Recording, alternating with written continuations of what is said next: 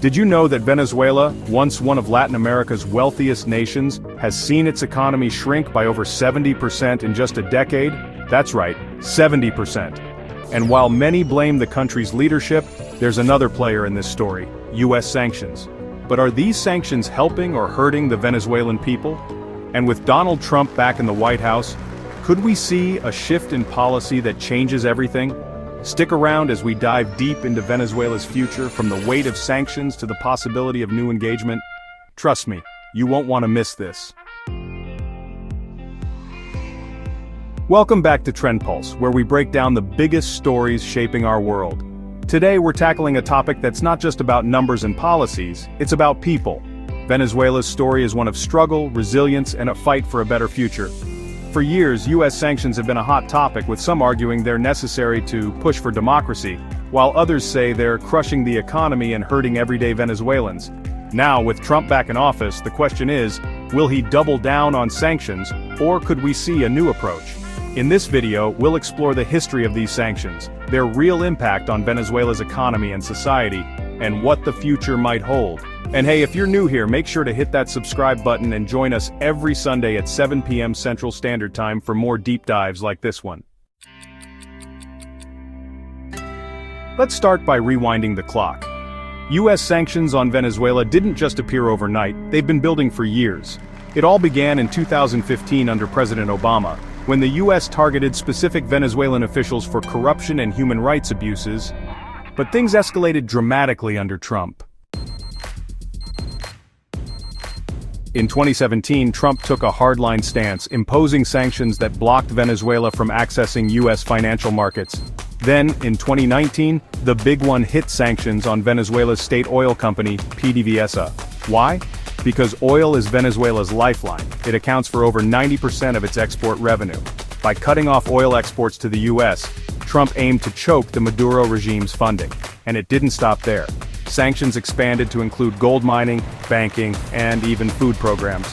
Fast forward to 2025 and we're seeing the same playbook. Just last month, Trump terminated Chevron's license to operate in Venezuela, cutting off a crucial revenue stream. So, what's the goal here? Officially, it's to push for democratic reforms. But has it worked? Let's look at the numbers. Venezuela's economy was already in trouble before sanctions, but there's no denying that sanctions have made things worse. Take GDP, for example. In 2012, Venezuela's GDP was over $370 billion. By 2025, it's estimated to be just $110 billion. That's a jaw-dropping 70% drop. Oil production tells a similar story. In the early 2000s, Venezuela was pumping out 3 million barrels per day.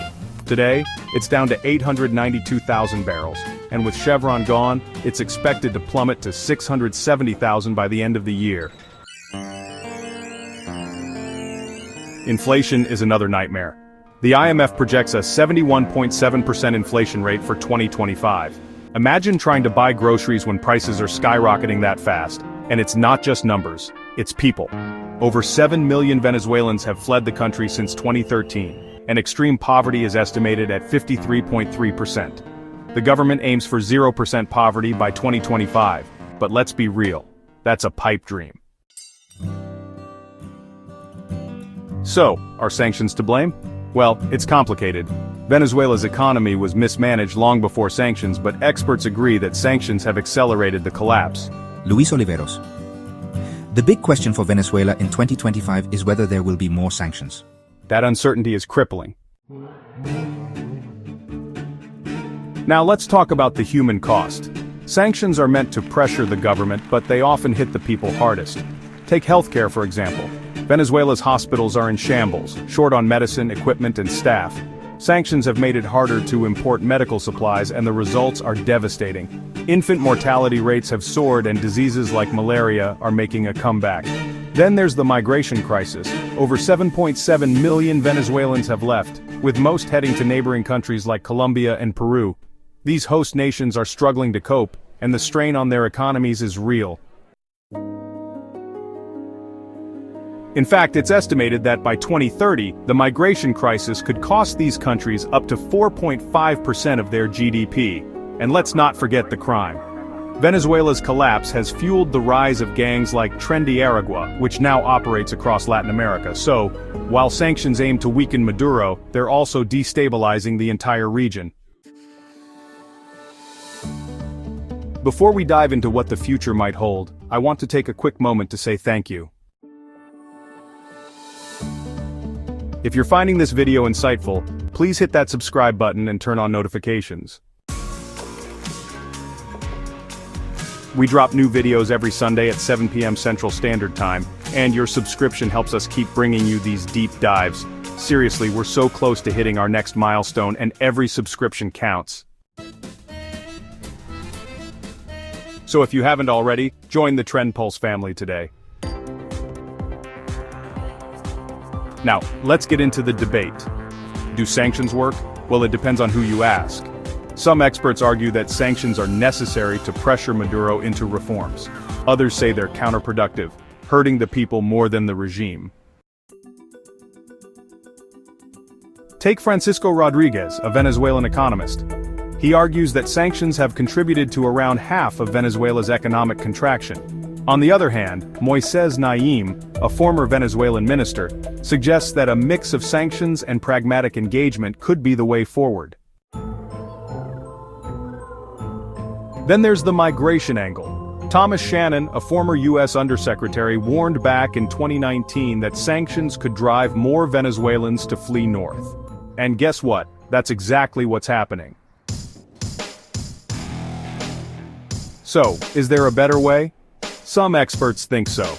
Carolina Jimenez Sandoval from the Carnegie Endowment suggests that building opposition momentum for future elections might be more effective than sanctions alone. But with Maduro still in power, it's a tough sell. So what could the future hold? Let's break down 3 possible scenarios. First, the status quo, continued sanctions. Trump could keep the pressure on, hoping to force Maduro out.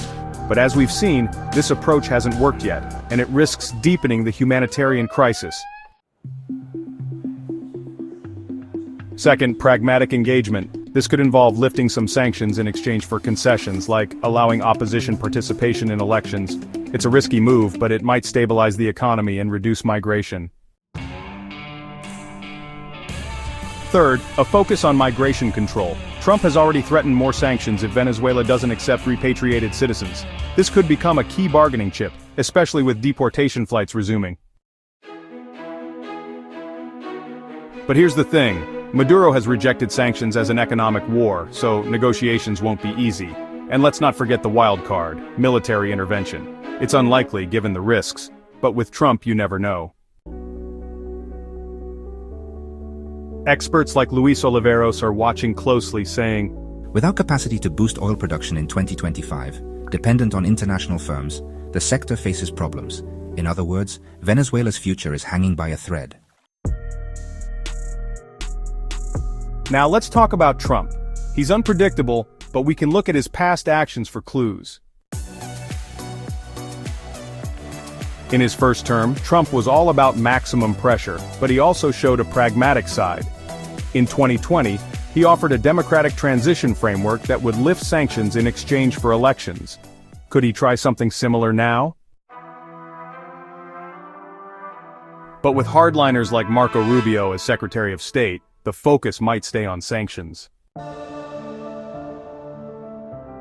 On the other hand, Trump's envoy Richard Grenell has already met with Maduro, securing the release of U.S. prisoners and restarting deportation flights. That's a sign of potential engagement. And let's not forget the oil factor. Venezuela has the world's largest proven oil reserves. And with global energy prices high, there's incentive to tap into that. But for now, Trump seems focused on migration control. Just last week he imposed a 25% tariff on Venezuelan oil trade, citing criminal infiltration. So, where does that leave us? Venezuela's future is uncertain, but one thing is clear: the current approach isn't working. Sanctions have hurt the economy and the people, but they haven't dislodged Maduro. Engagement could offer a way forward, but it requires both sides to compromise. And that's a tall order. What do you think? Should the U.S. keep sanctions in place, or is it time for a new strategy? Drop your thoughts in the comments below. We'd love to hear from you. And if you found this video helpful, please hit that subscribe button. We're so close to our next milestone, and your subscription means the world to us. Seriously, it helps us keep bringing you these in-depth analyses. So don't wait. Subscribe now and join us every Sunday at 7 p.m. Central Standard Time for more videos like this. Thanks for watching, and we'll see you next time on Trend Pulse.